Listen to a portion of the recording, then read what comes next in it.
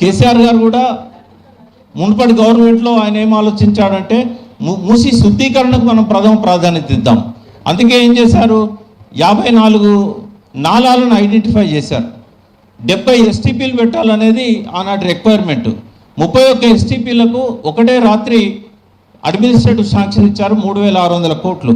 వాటి ద్వారా 31 ఎస్టీపీల పనులు స్టార్ట్ అయినాయి. ఆ గవర్నమెంట్ ఉన్నప్పుడే చాలా వరకు పూర్తయినాయి. మిగిలిన ఇప్పుడు రేవంత్ రెడ్డి గారు ఇబ్బంది కత్తిరిస్తున్నాడు. ఇంకా కొన్ని పెండింగ్లో ఉన్నాయి. నెక్స్ట్ 39 ఎస్టీపీలకు అప్పటి గవర్నమెంట్ ప్రతిపాదించిన పథకం ప్రకారంగా అమృత్ స్కీమ్లో తీసుకున్నారు. అమృత్ స్కీమ్ కూడా శాంక్షన్ అయింది. రేవంత్ రెడ్డికి ఇక్కడనేమో గాంధీ విగ్రహం పెట్టడానికి 500-600 కోట్లు దొరుకుతాయి, కానీ అమృత్ స్కీమ్లో కాంట్రిబ్యూషన్ అమౌంట్ కట్టడానికి 10%, అది 90% కేంద్ర ప్రభుత్వం ఇస్తుంది. ఆ 10% ఇచ్చుంటే ఈ మిగతా 39 ఎస్టీపీలు పూర్తయితే నల్గొండకు మంచినీళ్ళు పంపొచ్చు కదా. ఇవాళ జోన్ 1లో కనుక బాబు ఘాట్ నుంచి ఇటు హిమాయత్ సాగర్ వరకు కానీ అటు మూసా మీద ఉన్న గండిపేట వరకు కానీ మీరు ఎంత శుద్ధి చేసినా కూడా నల్గొండకు పోవాల్సిన నీరు మాత్రం మురుగునీరే పోతుంది. ఎందుకంటే ఇక్కడ మురుగునీరు జనరేట్ అయ్యే ప్లేస్ కాదు మీరు చేసేది. మురుగునీరు 99% జనరేట్ అయ్యేది బాపుఘాటు కింద, పురాణపూల్ కింద. కాబట్టి ఇవన్నీ కూడా మనం అవగాహనతోని ఇప్పుడు ఎట్లాగో మీరు 4వ తారీఖు నుంచి ఏదైతే యాత్ర కార్యక్రమం పెట్టుకున్నారో ఈ యాత్రలో ఇంటింటికి పోయినప్పుడు కొన్ని టాకింగ్ పాయింట్స్ తయారు చేసుకోండి. ఈ టాకింగ్ పాయింట్స్ ఎట్లుండాలంటే ఒక లేమ్యాన్ మాట్లాడినట్టు ఉండొద్దు, ఒక మెచ్యూర్డ్ ఇంటెలెక్చువల్ మాట్లాడినట్టు ఉండాలి. మీరు లాయర్ కాకపోయినా లా పాయింట్స్ మాట్లాడాలి. మీరు పర్యావరణవేత్త కాకపోయినా కూడా పర్యావరణ పరిరక్షణ గురించి మాట్లాడాలి. అందుకే నేను ఈ పాయింట్స్ అన్ని మీకు చెప్తా ఉన్నా. రెండవది, నదికి ఒక 3 రకాల పారామీటర్స్ని ప్రామాణికాలని కేంద్ర ప్రభుత్వము మోడీ గారి ప్రభుత్వం నిర్ణయించింది. అందులో ఒకటి ఏంటంటే ప్రొటెక్టెడ్ జోన్. ప్రొటెక్టెడ్ జోన్ అంటే నది లోపల.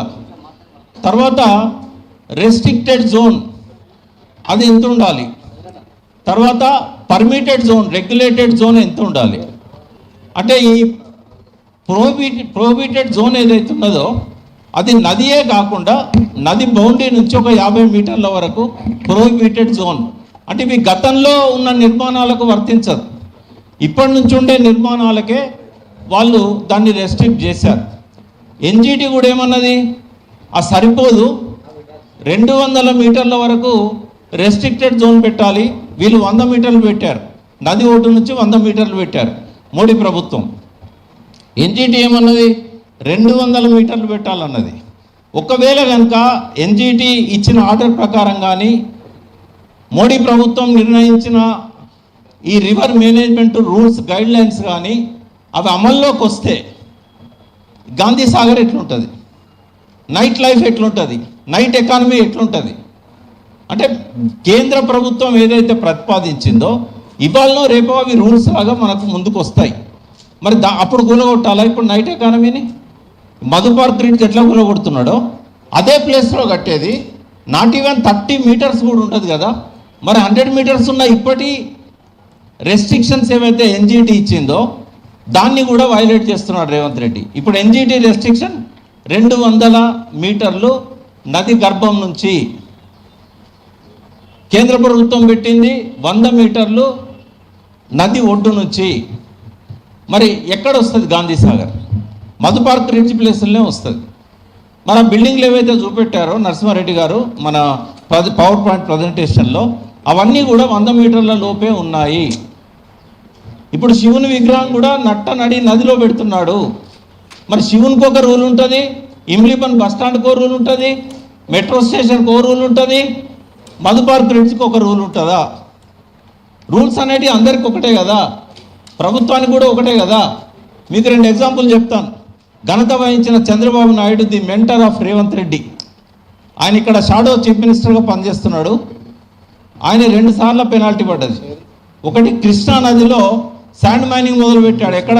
కరెక్ట్గా ప్రకాశం బ్యారేజ్ దగ్గర. అయితే ఎన్జిటి గైడ్లైన్స్ ప్రకారం 100 మీటర్ల అవతలు ఉండాలి. ఎన్జిటి ఏం చేసింది తెలుసా? 150 కోట్ల పెనాల్టీ కట్టించింది చంద్రబాబు నాయుడుతో. ఆంధ్రప్రదేశ్ మొదటి టర్మ్లో చీఫ్ మినిస్టర్ ఉన్నప్పుడు పట్టిసీమ దగ్గర కూడా ఆయన ఇదే స్ట్రక్చర్స్ చేసి శాండ్ మైనింగ్ చేస్తే 120 కోట్ల పెనాల్టీ వేసింది పక్కనున్న చంద్రబాబు నాయుడుకే. రేవంత్ రెడ్డిని వదిలిపెడతారా రేపు? 100 బుల్డోజర్లను ఎన్జిటి పంపించి కూలగొడుతుంది.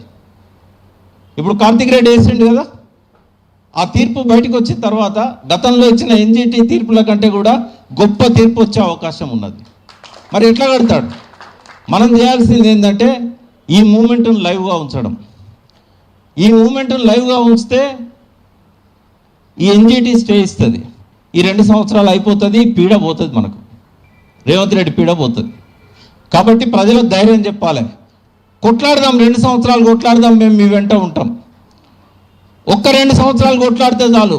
మనం ఫిజికల్గా కొట్లాడకుండా ఎన్జిటీలు ఆర్డర్లు ఇవ్వవు.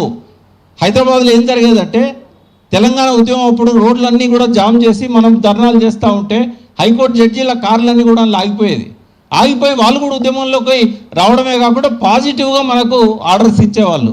సో ఇవాళ ఎన్జిటి ప్రభావితం కావాలంటే ప్రజల ఆందోళన, ప్రజల స్పందన. గుర్తుపెట్టుకోండి, ప్రజా ఉద్యమాలు లేకపోతే ప్రభుత్వాలు వినై, కోర్టులు వినై, ఉన్న చట్టాలను కూడా అమలు చేయడానికి అధికారులు సిద్ధంగా ఉండరు. కాబట్టి ఉద్యమమే అన్నిటికీ పునాది.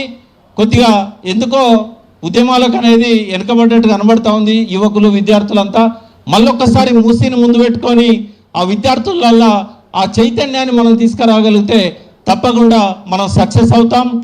ఒక 2 ఉదాహరణలు చెప్తాను. థేమ్స్ నది గురించి చాలా మాట్లాడుతున్నారు. 1860లో అప్పుడు డిసైడ్ చేశారు మూసీని, మన థేమ్స్ను ప్రక్షాళన చేయాలని. 1860, 2025 నాటికి ఇంకా జరుగుతూనే ఉన్నది. థేమ్స్ నది ప్రక్షాళన పూర్తి కాలేదు. నేను ఒక 8 ఏళ్ల కింద పోయినప్పుడు కూడా ఇంకా మురికి వాసనే వస్తూ ఉన్న థేమ్స్లో. ఆ నదిలో తిరిగాం, బోట్లో తిరిగాం. పక్కనే ఉన్న సాబర్మతి, ఈరోజు వరకు కూడా సాబర్మతి అనేది శుద్ధీకరణ జరగలేదు. ఎస్టీపీలు అన్నీ ఫెయిల్ అయిపోయినాయి. ఉదాహరణ ఏంటంటే అక్కడ రెస్టారెంట్లు వాళ్ళు యాక్షన్లో పార్టిసిపేట్ చేసి మాకు లాభం రావట్లేదు, జనం రావట్లేదు అని చెప్పి క్లోజ్ చేసుకొని వెళ్ళిపోయారు. రెండవది పార్కింగ్ వాడు, 2 వీలర్ 4 వీలర్ పార్కింగ్ వాళ్ళు అక్కడ లేకుండా పోయి ఏంటంటే మళ్ళీ యాక్షన్ పెడితే ఎవడు పాడడానికి రాలేదు. ఆ రివర్ ఫ్రంట్లో ఏవైతే బ్యూటిఫికేషన్ చేశారో, గార్డెన్స్ పెట్టారు కదా, అక్కడ ఎవరూ రావట్లేదు. ఎందుకు అంటే కంపు వాసన వస్తుంది సాబర్మతి. మరి దాన్ని ఎట్లా ఎగ్జాంపుల్ పెట్టుకుంటారు? ఇవన్నీ కూడా మనము చూడాలి. ఒకవేళ గుడిసెల్ని కూల్చేయాలనుకుంటే, మూసి ఒడ్డున ఉన్న నిర్వాసితులను చేయాలనుకుంటే వాళ్ళందరినీ ముందు యమునా నది మధ్యలో కట్టిన ఆ టెంపుల్ ఉంటుంది, ఏంటది, మార్వాడీస్ది, అక్షర్ధామ్. ఫస్ట్ అక్షర్ధామ్ గులగొట్టాలి. నది మధ్యలో కట్టారు, యమునా నది మధ్యలో.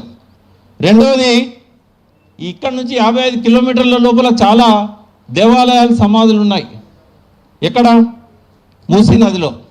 వాటిని తీసేయాలి. తర్వాత ఇమ్లిబన్ కాంగ్రెస్ గవర్నమెంటే కట్టింది. నట్టనడి నదిలో ఇమ్లిబన్ ఎట్లా కడతారు? Bus stand. అది మూసీ నది ఫ్లోని అడ్డుకుంటుంది కదా, దాన్ని గులగొట్టండి ముందు. దాన్ని గులగొట్టిన తర్వాత మా బస్తీల మీదకి రండి అని చెప్పాలి. మెట్రో స్టేషన్ అవి కూడా అలానే కట్టారు.